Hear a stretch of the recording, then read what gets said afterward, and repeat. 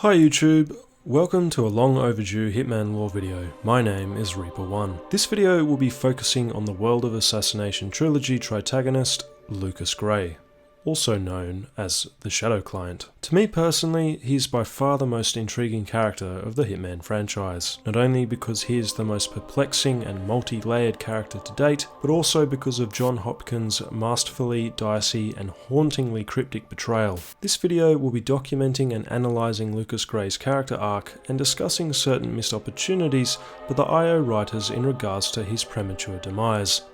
Let's get into it. Players were first introduced to Lucas Grey in Hitman 1's opening cinematic trailer, where he praises 47's abilities and notoriety as a world-class assassin. Grey conversely questions the morality behind the murderous motives of ICA's clients that 47 so obligingly fulfills, raising just concerns surrounding the wider rhetorical ramifications on the world of such high-level assassinations. Do you realize what kind of world you've been shaping? Does the ICA? Hopkins' formidable delivery of the monologue propels the intensity of Grey's mysterious drive and ambitions. I have seen the consequences. I have felt the cost. That's what defines me.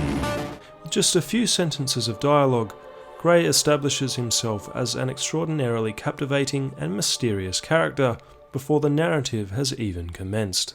The incredible characters of this trilogy are often overlooked. I forgot this game had a story. The trilogy arc has also often been lauded as trash by certain Hitman fans, which has never really made sense to me. Lucas Grey's presence in Hitman 1 is the reason I became so consumed by the World of Assassination Trilogy in 2017, reigniting a lost passion for a franchise that I had become disenfranchised with since Hitman Absolution and the long gaps between entries. It was a reinvigorated interest powerful enough to influence me to start this YouTube channel and make Hitman Lore my staple content.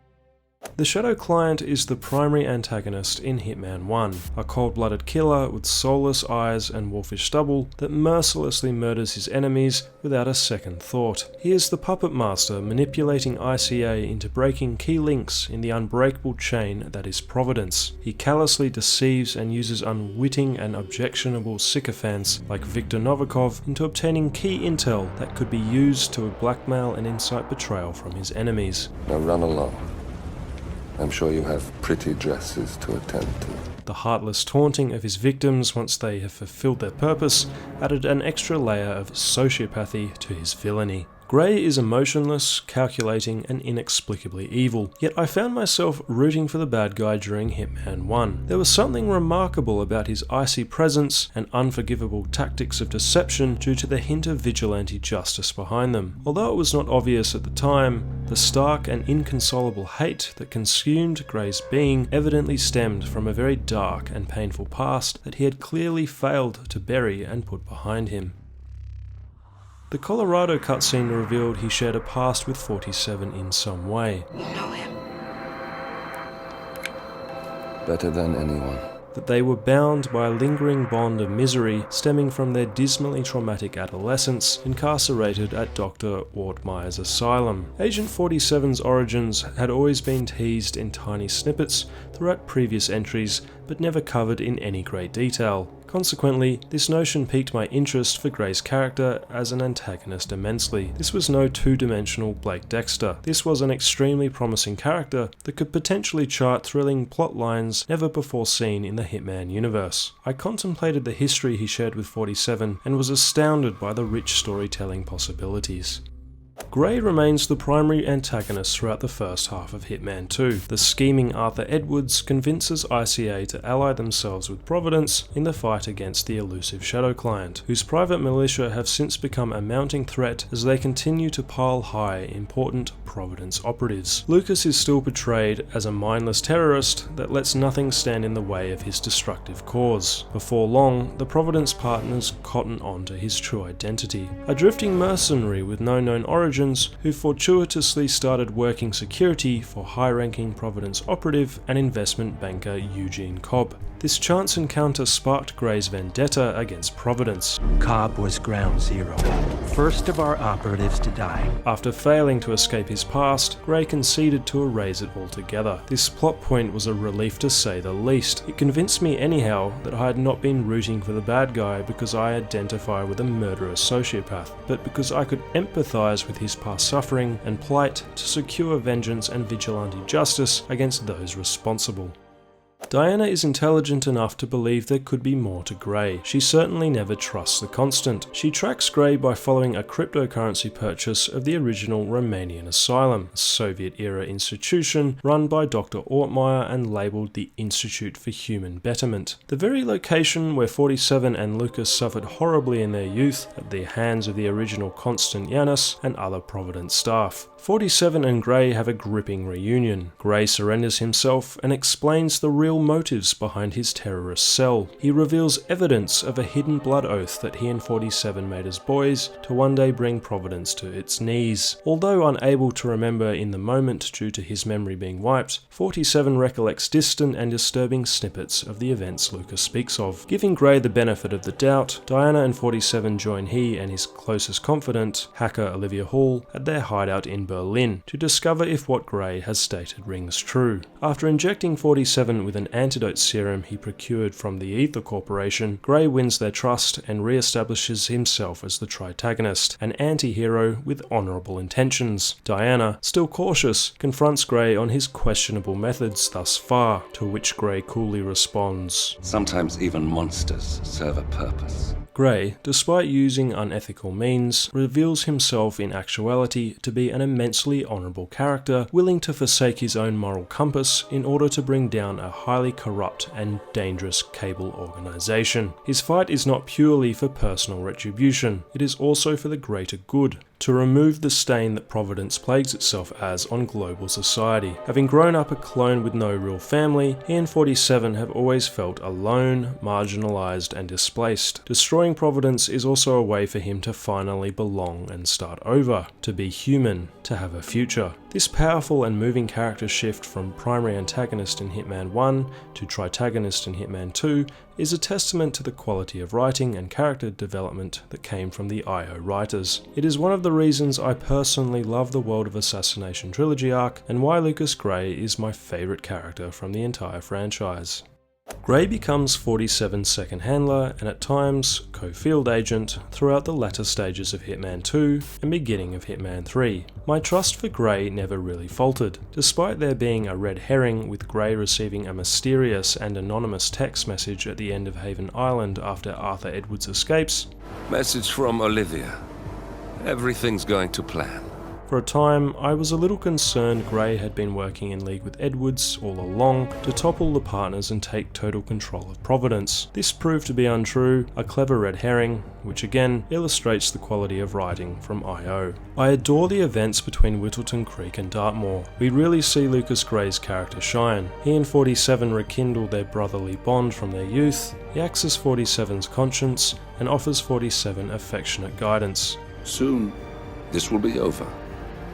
Maybe it's time to think about the future. He brings out an endearing and vulnerable side to 47's character that we have never seen before. Not even Diana has achieved this. The climactic monologue that Lucas delivers in Dubai when he confronts Carl Ingram and Marcus Stuyvesant before they die is hauntingly satisfying. You can really feel the pain and anguish in his voice as he outlines his victim impact statement of the torment and agony Providence has forced upon himself and others. Providence made me, and at the flick of a pen, Providence broke me.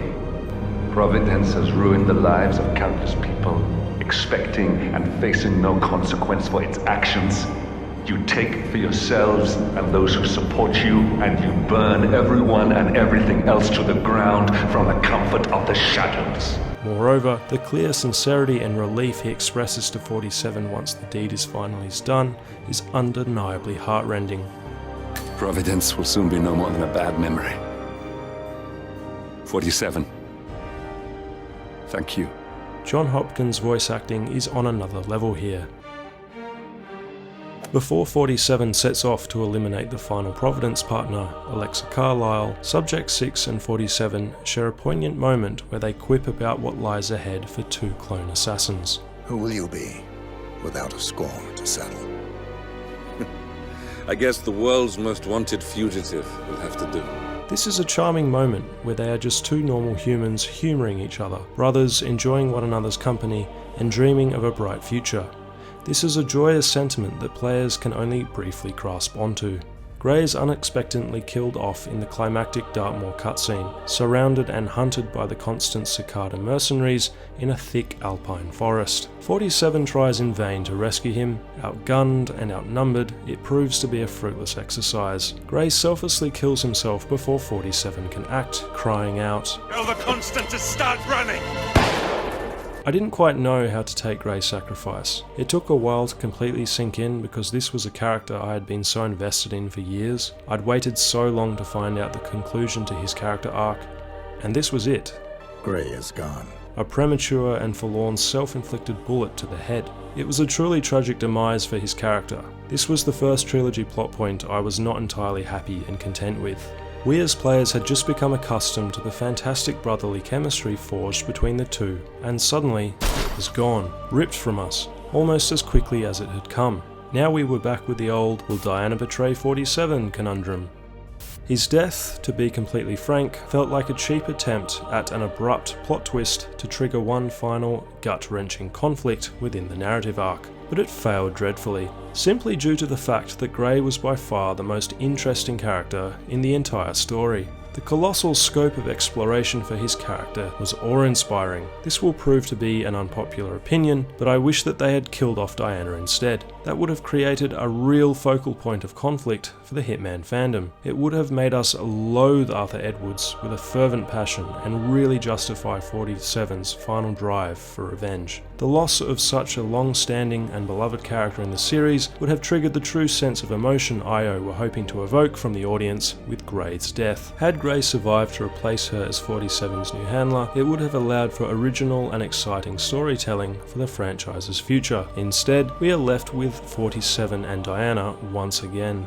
Two characters whose bond is now so overdone, repetitive and exhausted, you would be hard-pressed to entertain absolutely anyone moving forward with it. But that is because it has never been about the narrative with Hitman.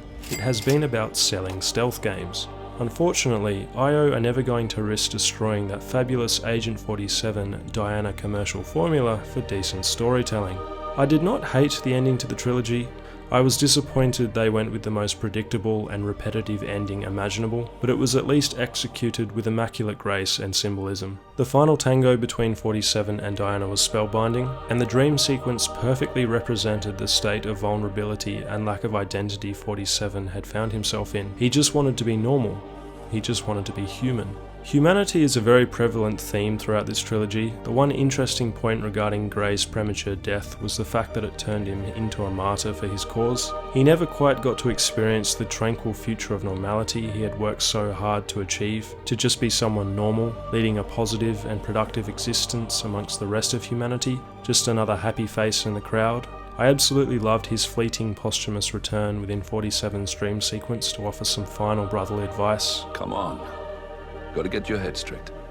By the trilogy's end, Grey's character strongly reminded me of the main antagonist from the cult film Bladerunner, Roy Batty. He was also a clone, or replicant, who had led a group of renegades on a crusade against the ruling establishment in order to discover a sense of belonging, a semblance of humanity. He too, tragically never achieved it, but he became an unforgettable martyr for his cause. Like Grey, his death did much to raise important rhetorical questions regarding what it is to be human and the murky waters of human morality. That brings Lucas Grey, Fallen Brother, to an end. A huge thank you to both the IO writers for crafting such a rich character, and to John Hopkins for so eloquently bringing Lucas Grey to life over the course of the trilogy. I can only hope IO Interactive will retcon the series in the future to bring his character back. He has become a much loved and respected character amongst the Hitman fandom. The fact that we may never see where he and 47's brotherly connection could have gone is the true tragedy to this whole story. Thank you very much for watching this video. If you have enjoyed it, please be sure to leave a like, subscribe, and watch my other Hitman Lore videos. You can now also become an All Things Hitman channel member and pledge a small amount each month to motivate me to keep making content like this. You can also make a one-off donation through Streamlabs. Until next time, Reaper One out.